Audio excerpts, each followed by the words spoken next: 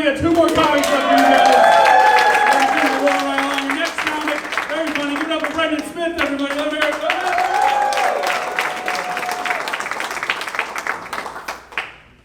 Alright guys, I'm glad to be out here. I feel like it's good for me to be out. I need to get out more, I think.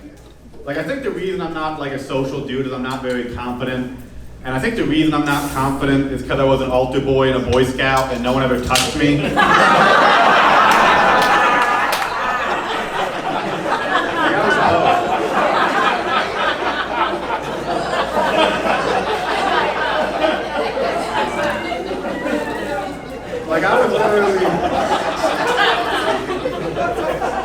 Like, I was literally in the woods alone with someone who later turned out to be a vicious predator.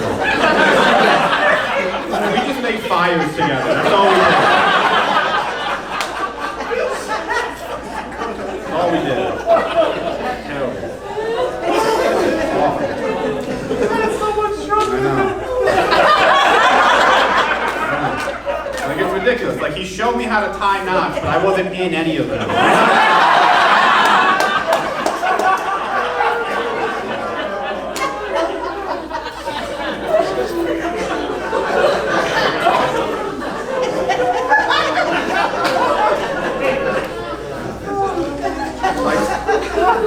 Like, I'm not making this up. Literally, the priest I was an altar server for literally went to jail.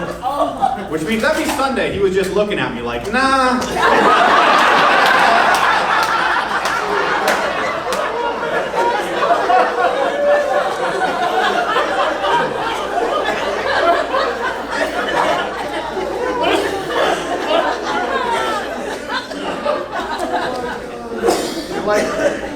Like, there are things about me now that should make me confident, right?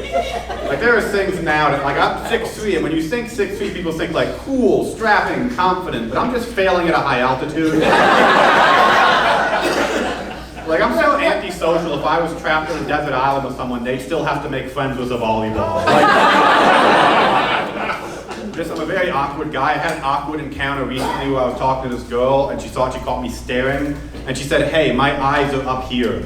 Which is a crazy thing to say to me, because, like, I'm autistic. I don't look anyone in the eyes.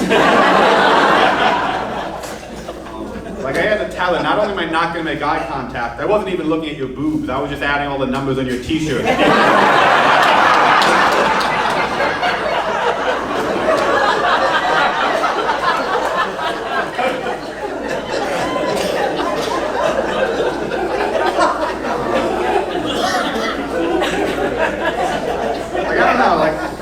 Like, I've never formally been tested for autism, but, like, they never formally tested Peter Dinklage for dwarfism, you know? Like, you could eyeball some stuff, I think.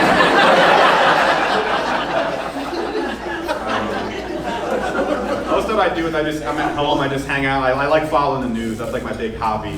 Like, anyone here watch that Jeffrey Dahmer TV show that was on Netflix?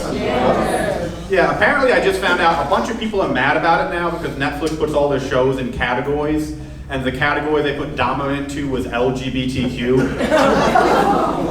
Yeah, I get being offended by that. I was more offended they put it in food and travel, to be honest.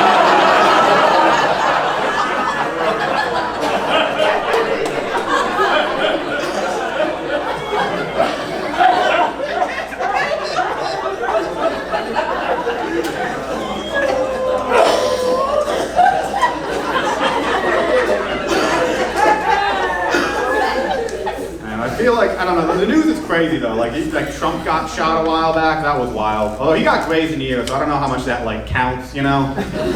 Like, I feel like getting grazed in the ear and saying you got shot is like getting a hand job and saying you lost your virginity. Like, dude, it didn't even go in anything.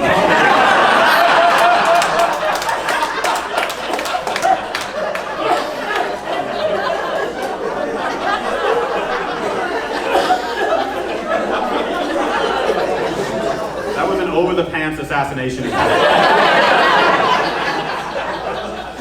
don't know.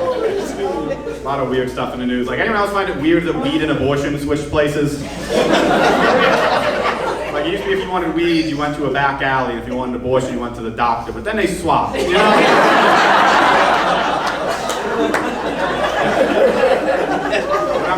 what I'm really getting at is I have a friend who used to sell weed out of his mom's basement and all his business dried up when a dispensary opened. I'm like, dude, maybe you gotta pick up a coat hanger. I don't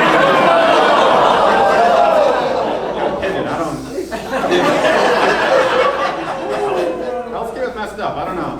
Like, I'll tell you how messed up healthcare is in America. I have this friend who she's diabetic, and in order to afford insulin, she had to start an OnlyFans. Yeah, she's selling feet pics to treat her diabetes. It's a real use it or lose it situation.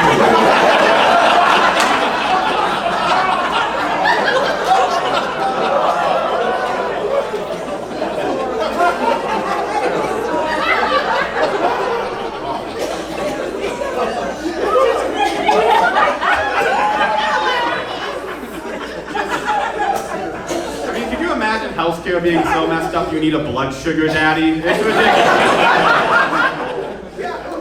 Used to be she just got pricks in her fingers, now they're all her holes. It's terrible. All my friends are really going through it. I had a friend who just came out as transgender, and they have it hard because they live in like deep rural Pennsylvania, so they deal with transphobic rednecks all the time. And I gotta say, I never got transphobic rednecks because, like, could you imagine being told you can't be something else by a dude who's dressed up like the Woods?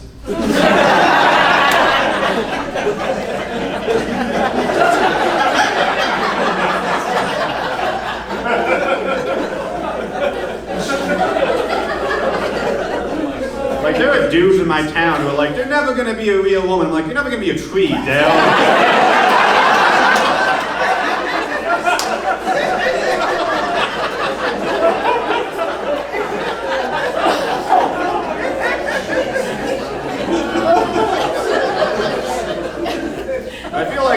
Younger people go through a lot. I think older people are more optimistic. Like, my dad's even optimistic about like the post-apocalypse because he watched all these shows like The Last of Us, like The Walking Dead. He tells me how he would survive, how he'd be doing great.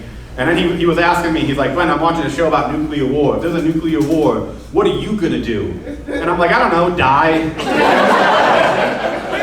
Like, I'm not gonna become the road warrior in a Hyundai Elantra. That's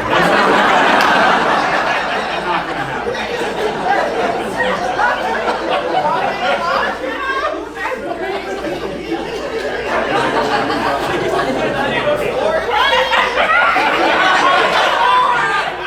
I cannot afford a Ford. If they give me a free car for this show, I'll get one.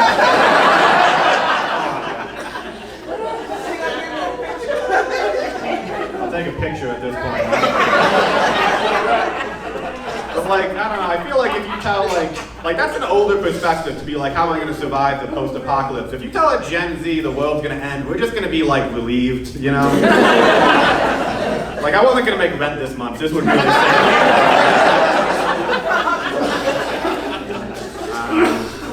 Like, people my age, like, we grew up with school shootings happening when we were in school. Like, when I was a kid, everyone was afraid of mass shootings. Like I was the only kid in my whole school who wasn't afraid of a school shooting, because I was the one they all thought was gonna do it.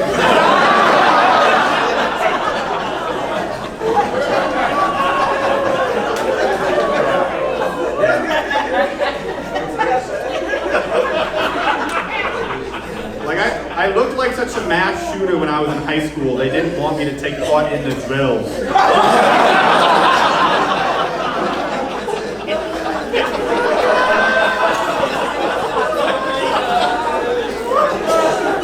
Because they didn't want me to know where they were going to be hiding.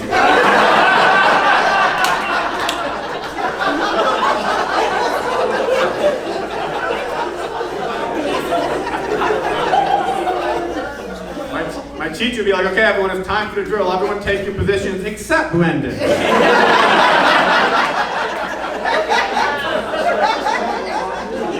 You wait in the hall.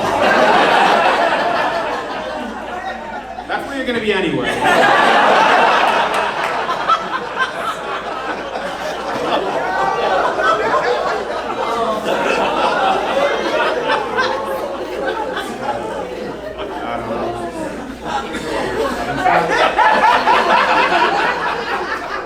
I was worried at first because the rest of this front row is empty, but you guys are really pulling it.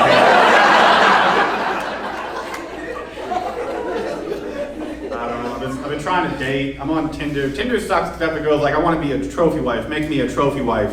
And I don't even think I'm going to get like a participation.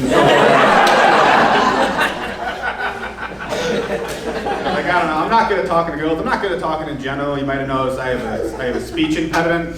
I went to speech therapy for a while, but you could tell it didn't work by the way I pronounced speech therapy. Yeah, I went to speech therapy for 9 years. Every year I got an F. Although it was speech therapy, so it was actually spelled TH.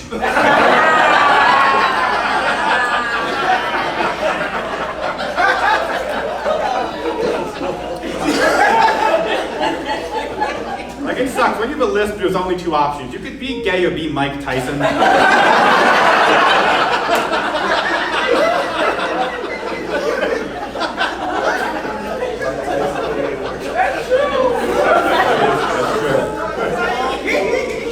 My friends will try to comfort me occasionally. They'll be like, Brendan, you don't sound like you have a speech impediment, you just sound like you have an accent. Like, people say I sound like I'm from Boston. Yeah, and that used to make me feel better until I visited that city.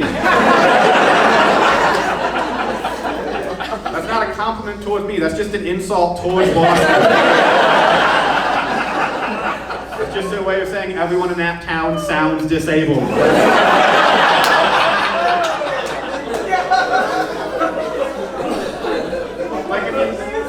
It's like if you went up to a midget and you're like, you don't look like you're a midget, you just look like you're from Oompa Land. Like, I don't know. I'm lame, I'm a very lame guy. I have this friend who's very spiritual. They believe like our ancestors are watching us and they were telling me about it. And they're like, our ancestors watch us, they could guide us and talk to us, which is cool for them, but like I can't talk to my ancestors because they worked in mills and factories and coal mines and they served in the army. And I do DoorDash. So my ancestors would be talking to me like I worked 16 hours in a dark pit. I stormed Normandy, and I'd just be like, I drove a cookie 20 miles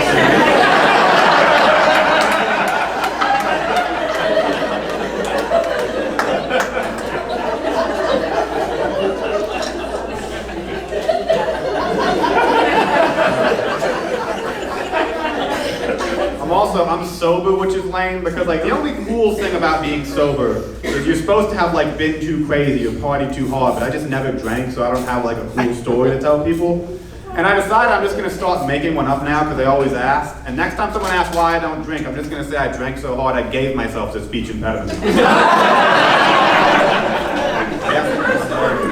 I used to sound like Morgan Freeman before I picked up the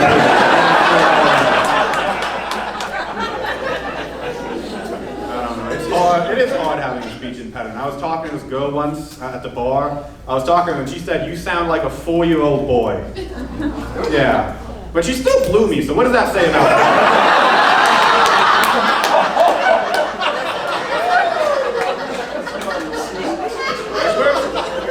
I mean, I know where her head was at, but morally...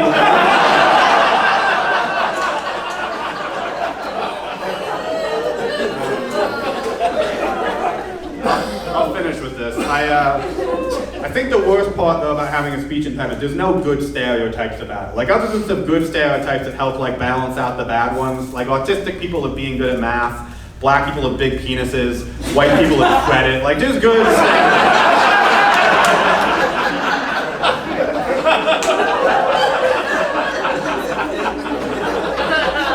There's good stereotypes. So I've decided I'm going to start a new stereotype that dudes with speech impediments are better at eating girls out. So guys, spread this around, tell all your friends, they'll tell all their friends.